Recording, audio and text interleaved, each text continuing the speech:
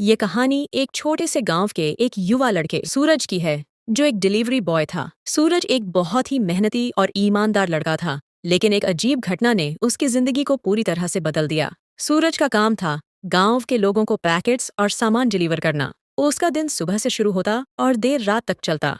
एक दिन उसे गांव के एक पुराने हवेली में एक पैकेट डिलीवर करने के लिए भेजा गया। हवेली गांव के किनारे पर स्थित थी और लोगों का कहना था कि वह हवेली भूतिया है। सूरज ने इस बात को हमेशा सिर्फ अफवाह माना था, क्योंकि उसे कभी किसी ने कोई अजीब चीज नहीं देखी थी। लेकिन उस दिन कुछ अलग ही हुआ। सूरज सुबह सुबह उस हवेली का रास्ता पकड़ता है। हवेली का बड़ा और भारी गेट, पुराने पेड़ और घना अंधेरा उसे थोड़ा डरा देता है, लेकिन उसने खुद से कहा, यह सिर्फ एक डिलीवरी है, मुझे डरने की कोई बात नहीं है। हवेली में घुसते हुए उसे एक अजीब सी ठंडी हवा का एहसास हुआ, जैसे वहां कुछ और था। हवेली का दरवाजा बहुत ही पुराना और जंग लगा हुआ था। सूरज ने दरवाजा खटखटाया और दरवाजा धीरे धीरे खुल गया। अंदर एक बूढ़ी औरत खड़ी थी, जो कुछ खौफनाक सी लग रही थी। उसकी आंखों में एक अजीब सी चमक थी और चेहरा लगभग मृत जैसा था। सूरज ने पैकेट उसे देते हुए कहा, मेम साहब, ये आपके लिए है। बूढ़ी औरत ने एक अजीब सी मुस्कान दी और पैकेट लिया। तुम यहाँ फिर आओगे सूरज?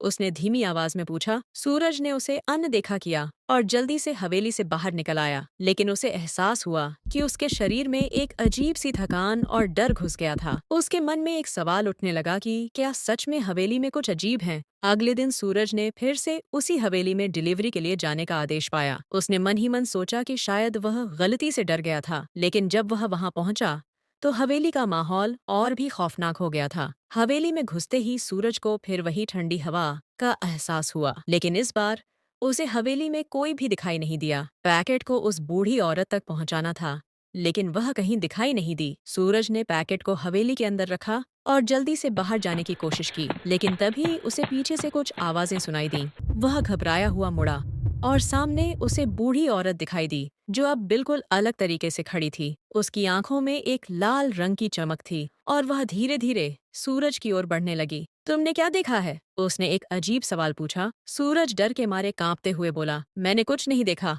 मैं सिर्फ अपना काम करने आया था। बूढ़ी औरत ने अपनी आंखों से सूरज को घूरते हुए कहा, तुमने सब कुछ देख लिया है, तुम अब हमारे साथ रहोगे। उसने कहा और सूरज के शरीर में एक अजीब सी सिहरन दौड़ गई। सूरज ने सब कुछ छोड़कर भागने की कोशिश की, लेकिन वह हवेली से बाहर नहीं जा सका। अब उसे एहसास हुआ कि वह कभी भी बाहर नहीं जा पाएगा। हवेली में हर रात कुछ अदृश्य शक्तियां उसकी ओर खींचती और हर दिन सूरज धीरे धीरे उस अजीब दुनिया का हिस्सा बनता जा रहा था। गांव वाले कहते थे कि हवेली में कोई औरत नहीं थी, बल्कि वह एक भूतिया आत्मा थी, जो हर डिलीवरी बॉय को अपनी गिरफ्त में ले लेती थी। सूरज ने अब खुद को उस आत्मा के चंगुल में पाया था। उसकी घबराहट और डर अब धीरे धीरे खत्म हो गए थे और वह हवेली का हिस्सा बन चुका था। उसके बाद से गांव में सूरज का नाम केवल एक डरावनी कहानी के रूप में ही रह गया। लोग कहते थे कि जो भी डिलीवरी बॉय उस हवेली में जाता था, वह कभी वापस नहीं आता था। हवेली अब पूरी तरह से खामोश हो गई थी, लेकिन सूरज की कहानी आज भी उन लोगों के बीच सुनाई जाती है जो उस रास्ते से गुजरते हैं।